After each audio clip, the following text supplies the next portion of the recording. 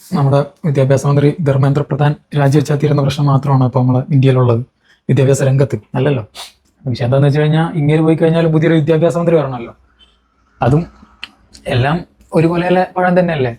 അപ്പോൾ ശരിക്കും ഈ നീറ്റ് എന്ന് പറഞ്ഞ സംവിധാനം തന്നെയല്ലേ ചോദ്യം ചെയ്യപ്പെടേണ്ടത്, നിർത്തേണ്ടത്. ശരിക്കും പറഞ്ഞു കഴിഞ്ഞാൽ എന്തൊരു സിസ്റ്റമാണത്. അതായത് എൻ്റെ ഒരു കൂട്ടുകാരനുണ്ട്, ഒരു കണ്ടന്റ് ക്രിയേറ്റർ. അപ്പം പുള്ളിക്കാരനോട് ഞാൻ ചോദിച്ചു, നീ എന്താ ഇതിനെക്കുറിച്ച് വീഡിയോ ഒന്നും ചെയ്യാത്തത്? അപ്പോൾ അവൻ പറഞ്ഞെന്താണെന്ന് വെച്ച് കഴിഞ്ഞാൽ അവനതിനെക്കുറിച്ച് വലിയ ധാരണയില്ല. ഇതിപ്പോൾ ഉണ്ടാക്കിയാൽ ഈ നീറ്റ് ഉണ്ടാക്കിയാൽ ഇതിനെക്കുറിച്ചുള്ള ധാരണയുണ്ടോ? ഒരു ധാരണയില്ല. വേറൊരു കാര്യം ഇതിൽ തീരെ മനസ്സിലാക്കാത്തത്, അത് അതിൻ്റെ ലോജിക്ക് അതൊന്നും മനസ്സിലാവുന്നേ ഇല്ല. എത്ര ആലോചിച്ചിട്ടും പിടിയും കിട്ടുന്നില്ല. അതായത് നമ്മുടെ തമിഴ്നാട് ഗവൺമെൻറ് ഈ നീറ്റിൻ്റെ വിഷയത്തിൽ ഏറ്റവും കൂടുതൽ ശബ്ദമുയർത്തിയതും വിഷയങ്ങൾ ഉണ്ടാക്കിയതും തമിഴ്നാട് ഗവൺമെൻറ്റാണ്, സ്റ്റാലിൻ്റെ നേതൃത്വത്തിൽ. പക്ഷെ ഇപ്പം തമിഴ്നാട് ഗവൺമെൻറ് നിശബ്ദമാണ്. അവർക്ക് ഇതിനെക്കുറിച്ച് യാതൊന്നും പറയാനില്ല. മുഖ്യമന്ത്രിക്കൊന്നും പറയാനില്ല. മുഖ്യമന്ത്രി മിണ്ടുന്നില്ല. വൈ? അനിതയുടെ പേരും പറഞ്ഞിട്ട് ഒരുപാട് കരഞ്ഞ വ്യക്തിത്വമാണ്. പക്ഷെ ഇപ്പം മിണ്ടുന്നില്ല. അദ്ദേഹത്തിൻ്റെ ഒരു വലിയ ഫാനാണ് ഞാൻ. ഫാൻ ബോയ് എന്ന് പറഞ്ഞാൽ പീക്ക്, അങ്ങനത്തെ ഫാൻ ബോയ്. അങ്ങനെ ഇതുവരെ അഭിനയിച്ച ഒരു പടവും ഞാൻ മിസ് ചെയ്തിട്ടില്ല. അങ്ങനത്തെ ഫാൻ ബോയ്. അപ്പം ഞാനിങ്ങനെ വിചാരിച്ചു, അതായത് 2 വർഷം കൊണ്ട് എവിടെയും ഇല്ലാതിരുന്നൊരു പാർട്ടീനെ ഉണ്ടാക്കിയെടുത്തിട്ട് പുള്ളിക്കാരൻ തമിഴ്നാട് ഗവൺമെൻറ് CM ആയ ആളാണ് വിജയ് ചന്ദ്രശേഖർ. അതപ്പോൾ അങ്ങേരൊരു കറക്റ്റ് ടൈമിന് വേണ്ടിയിട്ട് കാത്തിരിക്കുകയാണ് ഈ വിഷയത്തിൽ. അങ്ങേര് വരും, കറക്റ്റ് സമയത്ത് അങ്ങേരുടെ ഒരു എൻട്രി ഉണ്ടാവും.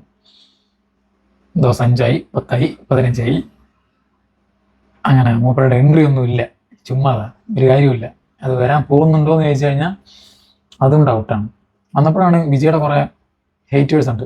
അവർ പറയുന്ന പല കാര്യങ്ങളും സത്യമാണോ നമ്മൾ ചിന്തിച്ചു പോകുന്നു. അതായത് തമിഴ്നാട്ടിൽ ഭരണം പിടിക്കണമെങ്കിൽ, മറ്റൊരു പാർട്ടിക്ക് ഭരണം പിടിക്കണമെങ്കിൽ ഈ ദ്രാവിഡ രാഷ്ട്രീയം പറയാതെ ഒരു പാർട്ടിക്ക് അവിടെ നിലനിൽപ്പില്ല. അവിടെ വേറൊരാൾക്ക് എൻട്രി ചെയ്യണമെങ്കിൽ DMK തീരണം, ADMK തീരണം. ഇത് രണ്ടും തീർക്കാൻ കെൽപ്പുള്ള ഒരുത്തം വന്നപ്പോൾ അവിടെ ബാക്കപ്പ് ചെയ്യാൻ ആരോ വന്നു. എന്തോ ഒരു അജണ്ട അവിടെ പ്രവർത്തിക്കുന്നത് പോലെ.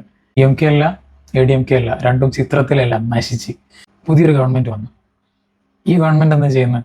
ഈ ഗവൺമെൻറ് അവിടെ പിള്ളേർ അടിയും പിടിയും കുത്തും കൊള്ളുമ്പോൾ ഈ ഗവൺമെൻറ്റിൽ വേണ്ടപ്പെട്ട ഒരാൾ അദ്ദേഹത്തിൻ്റെ പടം റിലീസാക്കിയിട്ട് യുവാക്കളെ തിയേറ്ററുകളിലേക്ക് ആകർഷിക്കുകയാണ്.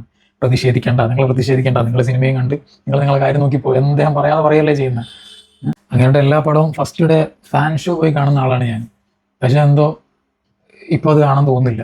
എന്താ കഴിഞ്ഞാൽ അങ്ങനെ ഒരു നായകൻ അല്ലെങ്കിൽ ഒരു രക്ഷകൻ, അങ്ങനെ ഒരു ഇമേജിൽ എങ്ങനെ അദ്ദേഹത്തിൻ്റെ പടം പോയി കാണാൻ സാധിക്കും?